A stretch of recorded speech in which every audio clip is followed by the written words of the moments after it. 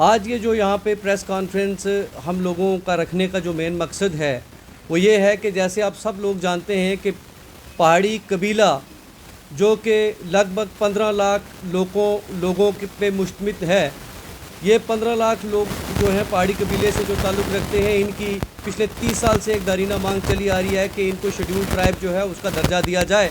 और various government ने time to time जो है वो रिकमेंडेशन भी की कि इनको शेड्यूल ट्राइब का दर्जा दिया जाए, लेकिन किसी पॉलिटिकल रीज़न्स की वजह से जो है हमें शेड्यूल ट्राइब का दर्जा नहीं दिया गया। लेकिन जो पिछली 5-6 महीने पहले आपने देखा होगा कि honourable home minister of India Amit Shah ji यहाँ पे आए और उन्होंने कहा कि पहाड़ी कबीला जो है उसको जो उनकी जो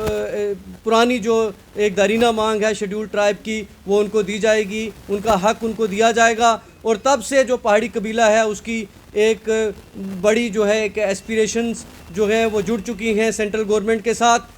लेकिन साथ ही साथ हम देख रहे हैं कि हिंदुस्तान की जमहूरियत में ये पहली बार हो रहा है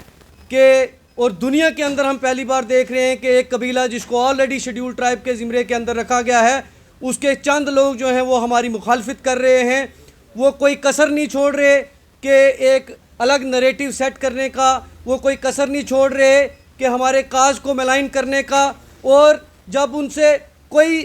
चारा नहीं चला तो पिछले कुछ दिनों के अंदर उन्होंने कुछ मीडिया हाउसेस जो हैं उनके ज़रिए एक फाल्स नरेटिव सेट करने की कोशिश की है, जहाँ वो ये कह रहे हैं कि पहाड़ी कबीले की किसी जगह कोई एरियाज़ आइडेंटिफाइड नहीं हैं। पहाड़ी कबीले के लोगों को जो है आइडेंटिफाई करने का जो है वो तरीका गवर्नमेंट के पास नहीं है। मैं उनको आपके चैनल के वसादत से ये उन सारे मीडिया हाउसेस और उन ब्यूरोक्रेट्स जो कि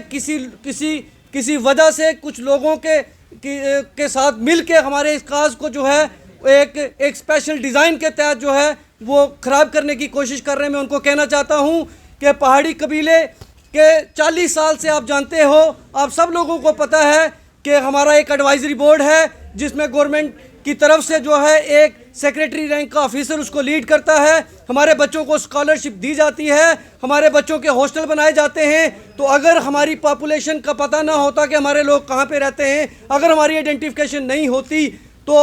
हमारे उन बच्चों को स्कॉलरशिप कैसे दिया जाता।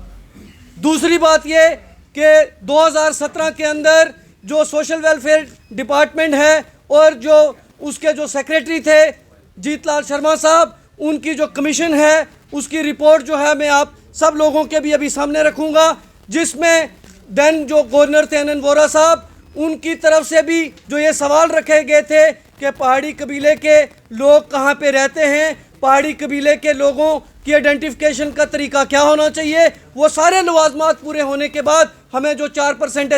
PSP दी गई तो वो उन्हीं लवाजमात को पूरे करते हुए, लेकिन हमने देखा कि पिछले कुछ दिनों के अंदर कुछ मीडिया हाउसेस एक न्यूज़ चला रहे हैं जहाँ पे वो रूल 21 जो है रिजर्वेशन रूल को इंटरप्रेट कर रहे हैं। हम कहते हैं कि वो जो इंटरप्रिटेशन कर रहे हैं उनकी इंटरप्रिटेशन टोटली रॉन्ग है और वो किसी स्पेशल डिज़ाइन के साथ जो है कुछ लोगों के कहने पे जो है वो पहाड़ी तबके के लोगों की जो है वो एक इमेज को और पहाड़ी की तबके के लोगों को के काज को जो है वो मलाइन करने की कोशिश कर रहे हैं। हम आपके चैनल के वसादत से उनसे ये कहना चाहते हैं कि अगर आपको इसके बारे में नहीं पता तो आइए हमारे साथ बैठिए, हम आपको बताएंगे कि क्या कमीशन ने क्या क्या रिपोर्टें दी हैं। आप हमारे काज को मत डैमेज कीजिए। और हम उन ब्यूरोक्रेट्स को भी ये कहना चाहते हैं जो आप किसी के कहने पे और किसी के बहकावे पे और एक स्पेशल डिज़ाइन से जो काम करना चाह रहे हैं, हम पहाड़ी कबीले के 15 लाख लोग हर बंदे पे नज़र बनाए रखे हैं और हम ऐसा हरगिज़ नहीं होने देंगे। टेक वन अब आपके व्हाट्सएप पर। व्हाट्सएप करिए हाय 9728253663 पर।